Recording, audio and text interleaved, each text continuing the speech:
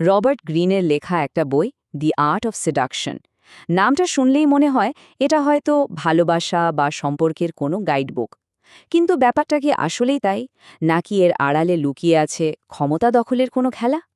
চলুন আজ আমরা একটা সমালোচনামূলক পর্যালোচনার গভীরে ডুব দিই আর খুঁজে বের করার চেষ্টা করি এই বিখ্যাত আবার ঠিক ততটাই বিতর্কিত বইটার আসল রহস্যটা কি। দেখুন, এই বইটাকে ঘিরে সবচেয়ে বড় যে প্রশ্নটা ওঠে আর যেটা আমাদের আজকের আলোচনার একেবারে কেন্দ্রে, সেটা হলো এর পাতায় পাতায় যা লেখা আছে তা কি সত্যিই ভালোবাসা খুঁজে পাওয়ার জন্য, নাকি এর আড়ালে লুকিয়ে আছে ক্ষমতা, নিয়ন্ত্রণ আর প্রভাব বিস্তারের এক জটিল ছক? তো এই রহস্যটা ভেদ করতে আমরা কয়েকটা ধাপে এগোব। প্রথমে আমরা বোঝার চেষ্টা করব কেন এটাকে রোম্যান্সের বই না বলে ক্ষমতার বই বলা হচ্ছে। তারপর দেখব এতে কি কি কৌশল বা টুলসের কথা বলা আছে। এরপর এর মনস্তাত্ত্বিক দিকগুলো খতিয়ে দেখব, আর সবশেষে এর ভালো মন্দ বিচার করে একটা চূড়ান্ত সিদ্ধান্তে আসার চেষ্টা করব। তাহলে চলুন একদম প্রথম পয়েন্টটা দিয়ে শুরু করা যাক। রিভিউতে পরিষ্কার বলা হচ্ছে বইটার কাভার বা নাম দেখে যাই মনে হোক না কেন, এর আসল ফোকাসটা কিন্তু রোম্যান্টিক সম্পর্কের অনেক অনেক ঊর্ধ্বে। তাহলে প্রশ্ন হচ্ছে, বইটা আসলে কি নিয়ে? দেখুন, এটা কিন্তু কোনো সাধারণ ডেটিং গাইড না, একদমই না। বরং রিভিউ বলছে এটা হলো ক্ষমতা, প্রভাব আর মনস্তাত্ত্বিক কৌশলের একটা ঠান্ডা মাথার বিশ্লেষণ, যেখানে মানুষের দুর্বলতাগুলোকে কিভাবে কাজে লাগানো যায় সেটার ওপরই বেশি জোর দেওয়া হয়েছে। কিন্তু এই ক্ষমতাটা হাসিল করার জন্য লেখক কি কি উপায় বাতলে দিয়েছেন? বইটাকে বলা যেতে পারে একটা টুল কিটের মতো করে সাজানো হয়েছে, যার মূলত দুটো বড় অংশ আছে। প্রথম অংশে আছে ৯ ধরনের সিডিউসার বা প্রলোভনকারী চরিত্র, যেমন ধরুন সাইরেন, যার আকর্ষণ এড়ানো প্রায় অসম্ভব, বা চার্মার, যে কিনা মিষ্টি কথা দিয়ে যে কারো মন জয় করে নিতে পারে। লেখক বলছেন এই প্রত্যেকটা চরিত্র আসলে এক একটা মুখোশ, যা প্রয়োজনে পরে নেওয়া যায়।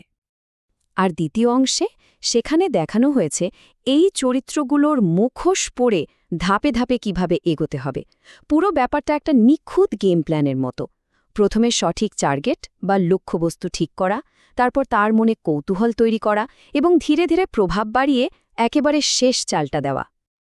কিন্তু এই কৌশলগুলো কি নিছকই তত্ত্বকথা? একদমই না। আর এখানেই বইটার আসল মজাটা। লেখক এগুলোকে বিশ্বাসযোগ্য করে তুলেছেন মনস্তত্ত্ব আর ইতিহাসের এক দারুণ মিশেল দিয়ে। চলুন দেখি কিভাবে। আসলে পুরো পর্যালোচনার সারমর্মটাই বোধহয় এই একটা লাইনে লুকিয়ে আছে।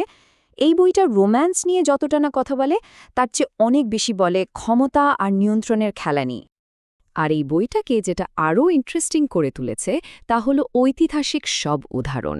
ভাবুন তো, ক্লিওপ্যাট্রা, ক্যাসানোভা, এমনকি ম্যারিলিন মনরোর মতো বিখ্যাত সব চরিত্রদের উদাহরণ টেনে লেখক দেখিয়েছেন যে মানুষের মনকে প্রভাবিত করার এই নীতিগুলো যুগে যুগে কতটা কার্যকর। তো এই এত কিছু জানার পর আমরা সেই সবচেয়ে বড় প্রশ্নটা সামনে এসে দাঁড়িয়েছি। বইটা কি মানব মনস্তত্ত্বের এক দারুণ বুদ্ধিদীপ্ত বিশ্লেষণ, নাকি এটা আসলে কাউকে নিজের স্বার্থে ব্যবহার করার একটা বিপজ্জনক আর অনৈতিক নীল নকশা? পর্যালোচনাটাতে কিন্তু এই দুটো দিকই খুব সুন্দরভাবে তুলে ধরা হয়েছে। একদিকে এটা মানুষের আচরণ আর মনস্তত্ত্ব বোঝার জন্য অসাধারণ একটা বই, কিন্তু অন্যদিকে এর কৌশলগুলো এতটাই ম্যানিপুলেটিভ যে সেগুলোকে বেশ ডার্ক, এমনকি নিষ্ঠুরও মনে হতে পারে। আর এখান থেকেই সবচেয়ে বড় নৈতিক প্রশ্নটা উঠে আসে, বইটাকে কি তাহলে মানুষকে ব্যবহার করার একটা গাইডলাইন বলা চলে? অনেক সমালোচকে মনে করেন এর বেশিরভাগ কৌশলই নৈতিকতার সীমা খুব সহজেই পার করে যায়। তাহলে এত সব ভালো মন্দ দিক বিচার করার পর শেষ কথা কি? কাদের আসলে এই বইটা পড়া উচিত? কারণ রিভিউ অনুযায়ী এই বই কিন্তু সবার জন্য নয়। পর্যালোচনা বলছে মূলত ৩ ধরনের মানুষের জন্য এই বইটা দারুণ কাজের হতে পারে। প্রথমত, যারা মানুষের মনস্তত্ত্ব আর ক্ষমতার খেলাটা বুঝতে ভালোবাসেন। দ্বিতীয়ত, ইতিহাসপ্রেমীরা, কারণ বইটা ঐতিহাসিক গল্পে ভরপুর।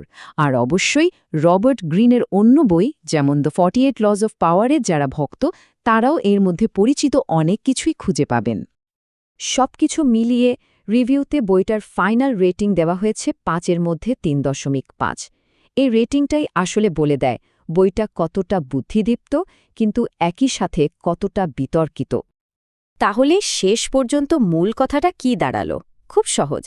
এই বইটাকে সম্পর্কের সেলফ হেল্প গাইড হিসেবে দেখলে কিন্তু ভুল হবে, বরং এটাকে যদি ক্ষমতা আর প্রভাব বিস্তারের একটা কৌশলগত বিশ্লেষণ হিসেবে পড়া যায়, তাহলে হয়তো অনেক কিছু শেখার আছে।